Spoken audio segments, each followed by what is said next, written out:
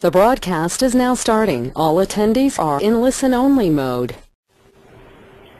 Welcome to our webinar, Global Market Access. Thank you for joining us. This webinar is being given by MET Laboratories. MET is a leader in the testing of electrical and electronic equipment for environmental hardiness, product safety, and electromagnetic compatibility. MET operates world-class labs in Baltimore, Maryland, Santa Clara and Union City, California, Austin, Texas, and also runs operations in China, Taiwan, Korea, and Italy. This webinar will run 30 to 45 minutes with an additional 15 minutes for questions and answers. Due to the number of registrants, all attendees will have their phones muted. If you have a question, please type it in the questions area of your GoToWebinar control panel. We will attempt to answer all questions at the end. If you are having technical difficulties, you can contact us the same way or call us at 330-418-9414, and we will try to resolve it quickly. Just a quick note on other upcoming events. Next week, MET will be giving a free webinar on CB Scheme, and on April 8th, MET will be hosting a Design for EMC and Regulatory Testing seminar in Santa Clara, California. You can register for these events at www.metlabs.com. Today's webinar is being presented by Jonathan Furman. John is the Quality and Market Access Manager for MET. At this point, I will hand over the presentation to John. Thank you, Tasha. Hello, folks. My name is John Furman. I'm the Quality and Market Access Manager here for MET. Just to kind of give you guys a heads up, a little bit of a statement of what this presentation is going to be about. The MET Market Access presentation, this is kind of an introductory presentation to the concept of market access or homologation. In short, obtaining product acceptance, internationally. So the idea behind this presentation is to kind of give folks a 101 basic understanding of the common terms, the common experiences that one would have with a typical market access project. Just a little bit about myself. I've been with MET for a little under 10 years. Most of my time here at MET has been spent as the quality manager, managing our quality system internally at all of our locations, managing our accreditations.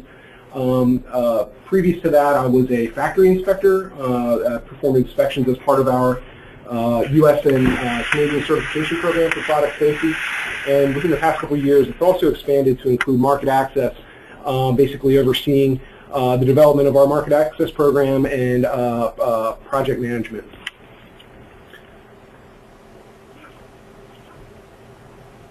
Just a little bit to go over the history of MET real quickly. MET began in 1959 and was founded by Len Fryer. It was actually founded as a one-man company and went through a series of pretty large expansions over the past 50 years. Of course, our biggest expansion was getting involved in product safety testing. We distinguished ourselves early on as a product safety lab. And of course, most people know us for our involvement with OSHA and the NRTL program. But also around the same time, we got involved in environmental testing, EMC testing, NEBS testing.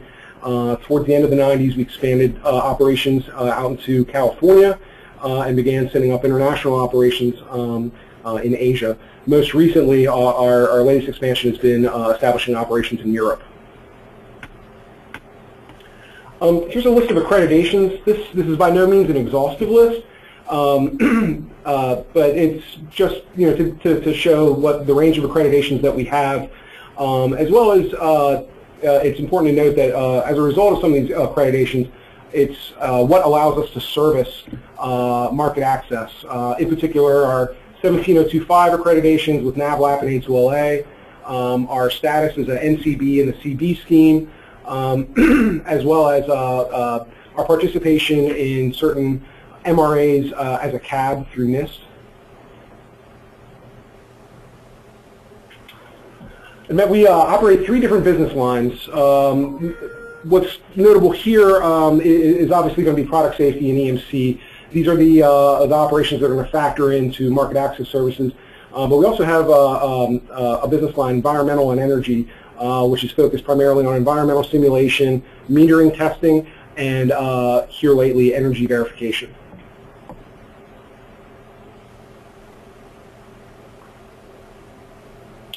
And all the services conducted under these business lines are represented throughout the country at our Baltimore location, at our headquarters in Raleigh, Austin, Santa Clara, and Union City. Really what we try to do at Met, what we try to offer our customers is, a one-stop shop service, and that plays, into the advantage of doing market access business with Met, in that we can address, all the critical core regulatory needs, generally at the same location.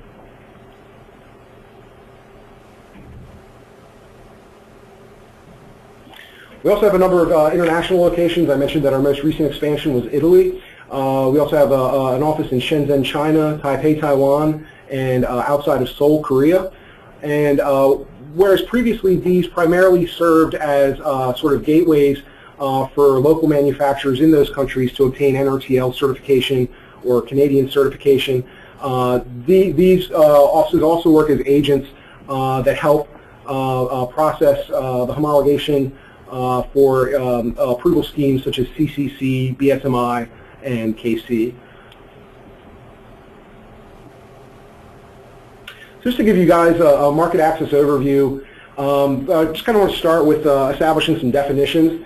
We're going to use a couple terms interchangeably: market, economy, and country. In the market access realm, these are all used to mean the same thing.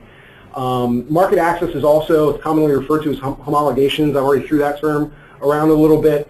So just know that as we move through the rest of the presentation, that I may go back and forth using those terminology.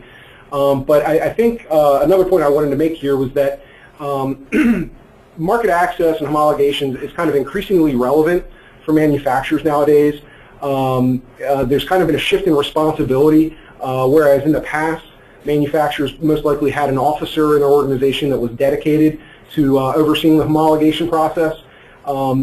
Here lately, companies are outsourcing that to contract manufacturers, or they're outsourcing it to certification bodies such as Met. So it's kind of like increasingly relevant for manufacturers now. Just to give you a sense of the types of approvals and foundations, so Met primarily works with EMC, wireless, and safety approvals. There are other types of approvals that can be relevant to shipping into certain countries, whether it's packaging related, or some countries now are also getting involved in energy efficiency. We're certainly to get involved, or Met will certainly get involved in those schemes as they develop. But primarily when you work with Met, it's going to be related to EMC, wireless, and safety. And what I've done here is I've listed sort of the foundation types, or the types of reports that would be generated for each approval scheme. For EMC, to obtain an EMC approval abroad, we would be relying on basic regulatory reporting. So many countries accept FCC Part 15 reports. They also accept CISPR reports, depending on the country. Same thing with wireless. A lot of countries will accept certifications for North America, or they'll accept a notified body opinion for Europe in lieu of their own special wireless approval. However, in the case of wireless, there are often native country requirements, meaning that beyond basic testing, beyond an FCC grant, those sorts of things, the economy is going to have additional requirements that go above and beyond that. Commonly for wireless, that's in-country testing. Anything involving licensing is generally going to require in-country testing.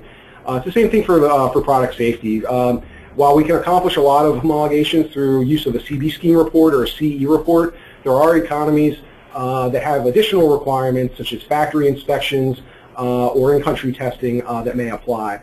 But by and large, these are the foundations that we work from when we process a market access job. To give you an overview of the major economies and their marks, most of you are probably familiar with the North American marks. We're also involved with Argentina, Mexico, Brazil, Colombia. We have a lot of experience working with Latin American countries, as well as Australia and New Zealand. You all are probably familiar with the recent transition from CTIC to the RCM mark, China CCC mark, and some others.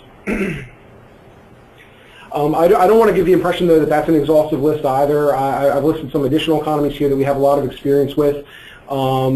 We have a very broad network of subcontractors and partners that we rely on that we can really help clients really reach anywhere in the country, or I'm sorry, anywhere abroad. But I wanted to list the more prominent economies, obviously.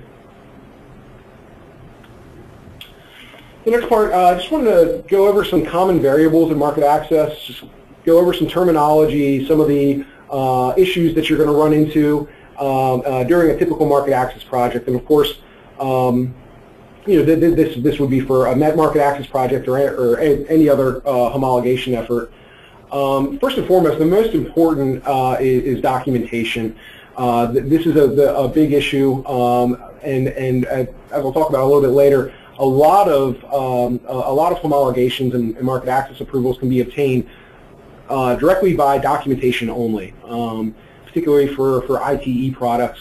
It's simple enough to just leverage existing test reports to obtain approval and forego any additional testing. But the documentation that we're concerned with here, obviously the test reports, a user manual, block diagrams, schematics, a functional description, basically something that states the purpose of the product, as well as photos of the inside and the outside of the product. Another thing that we run into is local representation. For those of you that are familiar with CE, you're probably familiar with this requirement. Similar to CE, local representation is often required in economies. Basically, somebody needs to serve as basically somebody to contact in the event of field issues or questions about compliance in a particular country. This can kind of be a challenge for companies. A lot of companies, obviously, larger companies are going to already have a presence in Europe or Australia or some of the more prominent economies. But for some of the smaller economies, everybody doesn't have the luxury of that presence. So thankfully, a lot of local representation can be subcontracted. There are lots of agencies that will host a technical file and pick up that responsibility on your behalf. One thing that you need to be concerned with when you select a local technical representative is that some economies mandate that a local technical representative be an exclusive distributor. So for those economies, you want to make sure that not only are they going to be a reliable local technical representative, but they're also the entity that you want to be doing business with there. Component issues. So something important to consider really as early on as possible in the design phase of a product is what is the market access agenda for this product? What major economies are you going to be rolling or introducing the product to? So something that I guess a challenge for manufacturers is that market access objectives are maybe determined late in the game, and what will end up happening is by selecting components that are certified for certain prominent economies, you can end up saving a lot of time and money. You can, and this goes for beyond power supplies, it can go for wireless cards and many other things.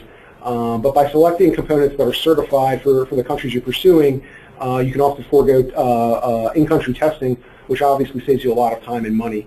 So it's certainly important as early on in a product development to kind of know what your market access agenda is going to be. Factory inspections. Factory inspections, and most of you are probably familiar with this for our U.S. and Canadian product safety certifications. Some economies require factory inspections in addition to test reports and some documentation. Most notably Argentina, China, the customs union economies, the former CIS states in Russia, they're very big on this. And most will require what's known as a SIG 023 inspection, which is a specific, it's a European style factory inspection. It's very similar to the U.S. and Canadian inspections that maybe some of you have undergone as part of our certification program. It's also extremely similar to ISO 9001 in that it reviews certain processes related to the manufacture of the product, reviews production line testing, and a few other things. Most major manufacturers, if you're working with a large CM, it's likely the case that they've already undergone SIG 023. In fact, SIG 023 inspection it's not necessarily product specific. So if you're working with a large manufacturer, it's most likely the case that they've already undergone that, and it's not going to be required as part of your product or to satisfy the product. What we can do is leverage the existing SIG 023 report and forego the inspection. Sample requirements and in-country testing. So some economies, China, India, for example, although there are a number of others, they require one or more samples to be tested in-country as part of the approval process. Like I mentioned earlier, this is generally the case with radio or telecom licensing. The economies will request the sample, in some cases to repeat certain testing that they deem critical. Sometimes they just want to do a construction evaluation, review of the product, and sometimes they want to do a full test suite. It's very important to consider up front what your sample availability is going to be when you initiate a market access project. If you have a pretty ambitious market access agenda and you're going to be pursuing a lot of countries that happen to have in-country testing requirements, you're going to want to be able to plan that in a way that certain economies are working in parallel, and you kind of want to path it out to get a general sense of how long the whole process may take. So again, I just want to emphasize the importance of kind of establishing what your market access agenda is going to be prior to product rollout. Renewals and maintenance. So some economies require a renewal process, or they have charge maintenance fees to maintain certifications. This generally depends on the approval type and the economies. Typically, economies that have in-country testing requirements or anything that goes above beyond basic report conversion charge some sort of renewal or assess a maintenance fee. Depending on the economy, the renewal could be as basic as just a paperwork exercise, or it could require complete reinvestigation. It really depends on an economy by a country-by-country basis and on your product type. So now we've explored sort of the 101, the basic terms of homologations. Now I want to turn to the MET process and specifically how we handle global market access projects. In terms of project management, we have two full-time staff members. We have a team dedicated to overseeing the homologations process, and they work with different support staff within the company. They also work with clients. They work with our partners and subcontractors, basically to make sure that things are running on time, that we're satisfying all the different documentation requirements, all those deliverables that go into obtaining those approvals, as well as making sure that we meet our milestones in a timely way. The project management team, they operate a reporting schedule. Basically, they report to clients every 48 hours or every milestone, whichever comes first. So pretty much clients get a report every 2 business days as to what's going on with their product in each individual economy. And then, of course, they also notify clients when market approvals become available. And for those of you that have worked with MET in the past, you're most likely familiar with METrak. METrak, we use it internally as a project management software, but there's also an external, there's a portal for clients basically to log in and check up on the status of their project, check on the status of certain key action items in a project schedule. And so yeah, that's something that you can do. You can come in and monitor the market access process, but this is also where we would store certificates, declarations of conformity, supporting documentation related to market access. Another important thing that we do is gap analysis. This is critical. We try to do this as early on as possible.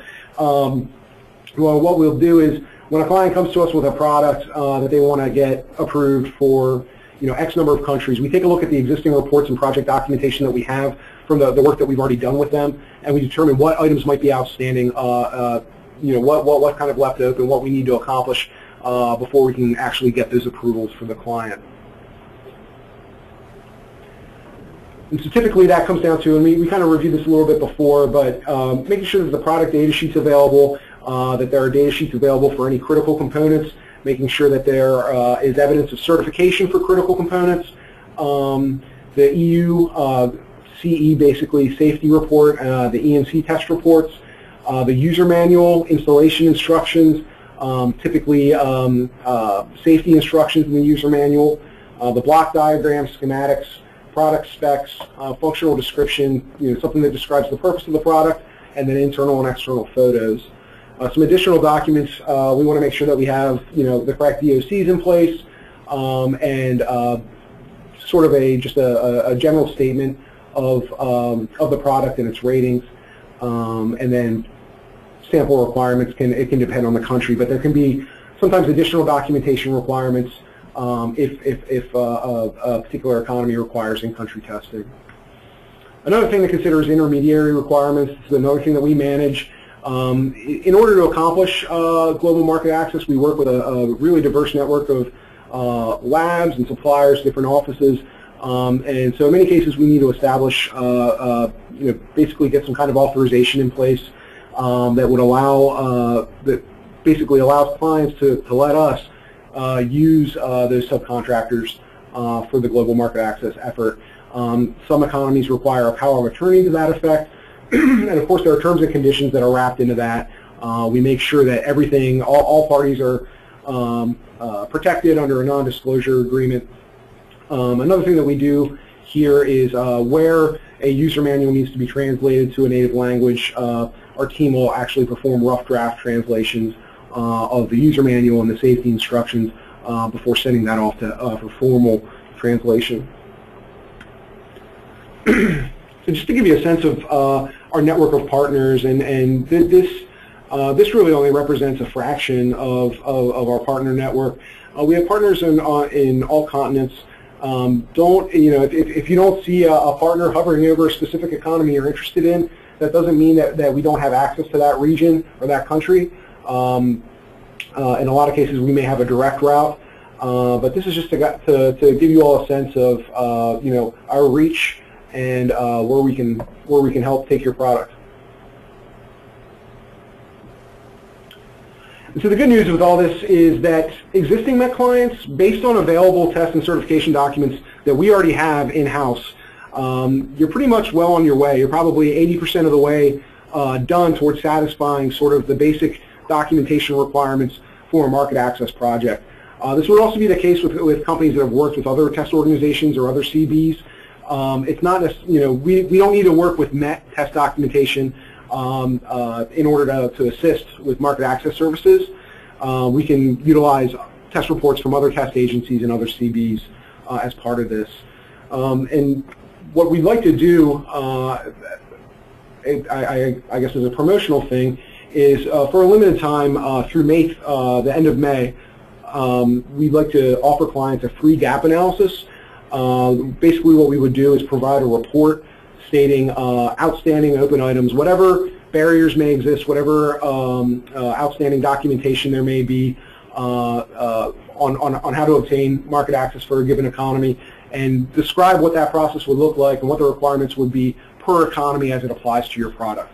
So if any of you already have done business with Met in the past, this is very easy for us to do, and so we really encourage you to reach out to us, and we can let you know how we can help you on those objectives. For companies that haven't worked with us, it's not that difficult, so please take advantage of that while that offer is available.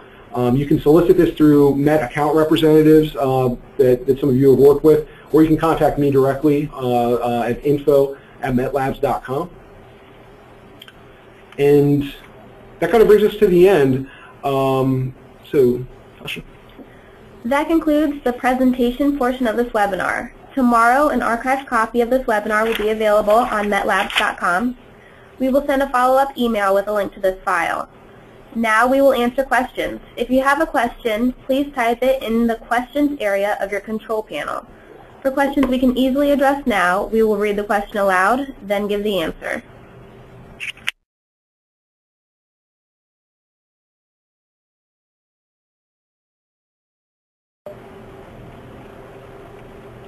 Okay, well, first I just want to say thanks.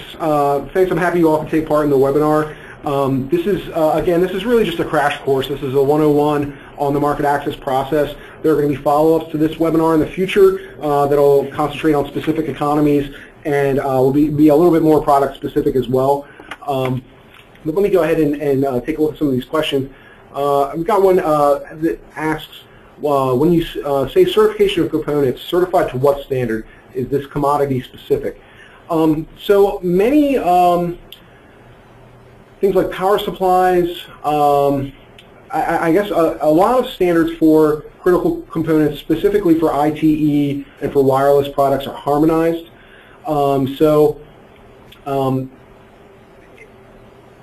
You know, generally, I guess generally when somebody obtains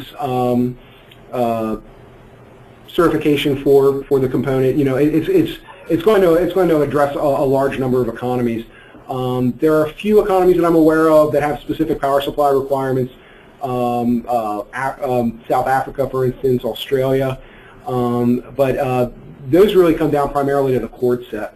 So I would say that you know, making sure that the components are certified up front, that you know you're not going to be dealing with you know, multiple standards. That typically it's all going to come down to harmonized stuff, harmonized standards.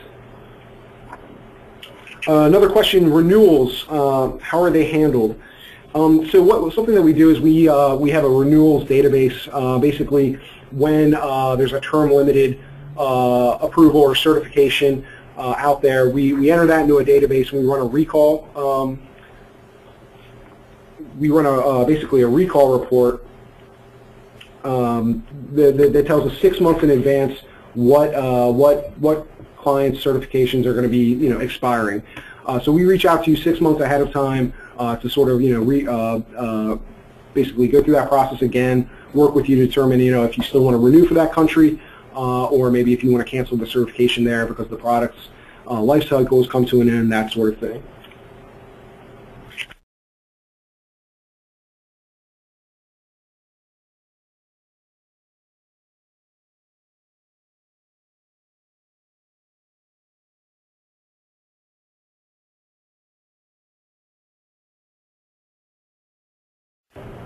Okay, I apologize for that. I was just having trouble with the questions panel. Going back, with respect to user manuals documentation, is it an actual user manual required, or can it be limited to safety and installation information only? For some economies, yes, it can be limited to safety and installation instructions, and that's also the case with translation. For countries that outright require translation into a native language, it's usually limited to the safety and installation information only. Some of the more prominent economies, Japan, India, China, actually no, it doesn't apply to China, but a few others will require translation of basically the entire user manual. But yeah, with that, it's you can typically ship just with the safety information and installation information. How can you be assured that any proprietary documents you submit to these countries will be kept confidential? Like I said, we operate an NDA with everybody. That information is available to all parties involved in the process. There are obviously consequences for violations of those terms. So I guess there's no 100% sure way to do that. But obviously we vet the companies that we work with. We have good relationships with the people we work with. There's a lot of trust.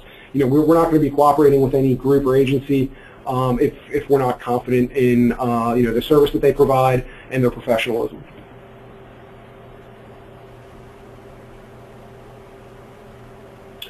Do you have a list that can be shared by country and the associated market access bodies such as NOM for Mexico or CCC for China?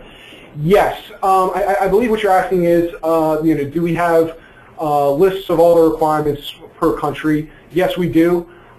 We'd be happy to share that information with you. If you want to reach out to me through info@metlabs.com and let me know what countries you're interested in, give a little bit of information about your product, I'd be happy to forward you that information.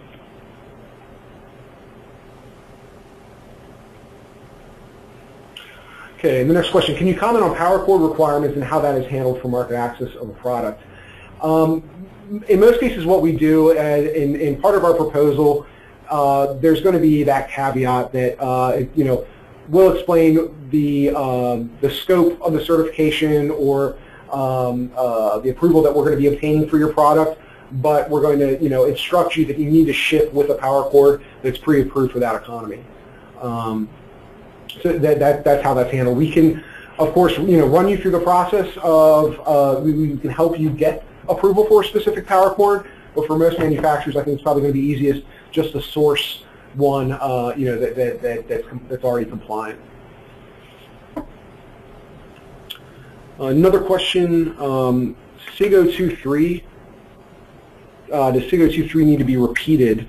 This is a good point. Okay, so SIG 023 is actually limited to, it only needs to be performed once.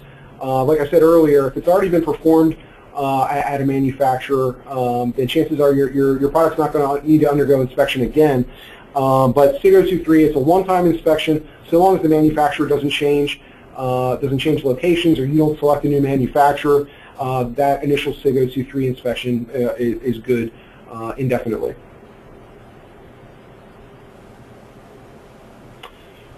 Another common question I get is for manufacturers of like unique equipment or maybe large-scale equipment that there's not going to be a very big production line, or maybe they're only interested in submitting one sample or one unit to an economy. How that's handled internationally, and I think a lot of folks are familiar with field listings and field installations. How that's handled here in North America, that needs to be done by an inspection body.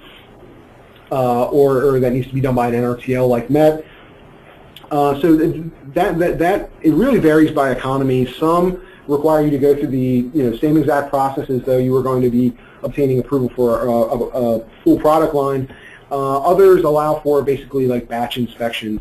Some will show up at a manufacturer and basically verify the product against a critical components list, and then authorize that particular shipment into country. That's commonly the case with a lot of Middle Eastern countries. I know Saudi Arabia and Algeria, they both operate in that way.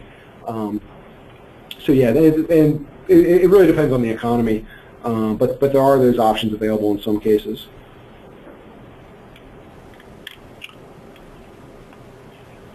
Okay, another is at what point in the process are technical documents needed? Really as early on as possible. I guess the level of detail that we can offer in a proposal is really based on the amount and quality of documentation that we receive up front. The more we know about your product, the more we can anticipate certain issues and communicate those things more clearly in our proposal. So if somebody were to come to MET and they're going to be obtaining, getting CB testing done, getting EMC testing done, if what we try to do in the market access team is we try to do that gap analysis as early as possible, begin accounting for that documentation early on, so that way there isn't a significant gap between when a test report becomes available and when we move on an economy. Another question that I sometimes get is what's the best way to prepare a product for market access? Again, I just want to echo or reiterate what I said earlier, that developing a market access agenda, or basically having a plan for where internationally you want to roll out a product to, you want to develop that sort of plan or those objectives as early as possible in product design. That way you can bypass issues like certain component issues. You can what's the other thing?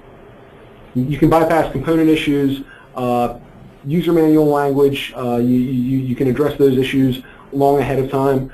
So yeah, it's good to know that as early on as possible. But kind of as a baseline, I suppose pursuing a CB report is probably the best thing that you can do as an initial step for market access readiness. Also, on the EMC side, getting both North American and European testing done is definitely advisable. Pretty much once you have both of those things done, which is fairly common for most products. It's uncommon that many products come to us that are only North American bound. But so long as you address those components, that's really when you're on your way, and like I said, you're like 80% of the way there to fulfilling the documentation requirements. And I believe that's it for questions. If you have any additional unanswered questions, please contact us via phone or email. Tomorrow we will send a follow-up email that will include a link to the presentation. That concludes our webinar. Thank you for joining us today.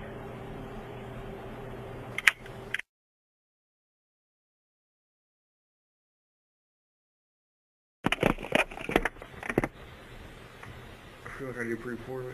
There you go. Sounds good. I can do that.